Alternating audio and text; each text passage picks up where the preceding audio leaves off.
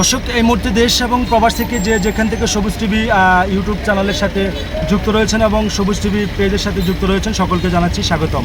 তো সরাসরি যুক্ত হয়েছে। আমি যদি আপনাদেরকে একটু জানিয়ে রাখি যে সবুজ টিভি চ্যানেলের ক্যামেরার ফ্রেমে দেখানোর চেষ্টা করছি নোয়াখালী জেলার মাইজদি শহরের প্রাণকেন্দ্রে যে হসপিটাল রোডটি রয়েছে, সেই হসপিটাল রোডের যানজটের চিত্রটা দেখাচ্ছি। প্রিয় দর্শক, একটা বিষয় যদি আপনাদেরকে জানিয়ে রাখি, সেটি হচ্ছে এখানে যে ব্যাটারি চালিত অটোরিকশাগুলো রয়েছেন এবং গ্যাস চালিত যে সিএনজিগুলো রয়েছেন, সেগুলো কিন্তু বেপরোয়াভাবে দাঁড়িয়ে রয়েছেন। প্রিয় দর্শক, সকাল 11টা থেকে এই যানজট হসপিটাল রোডে সৃষ্টি হয়েছে। এখন প্রায় প্রিয় দর্শক যদি জানিয়ে রাখি যে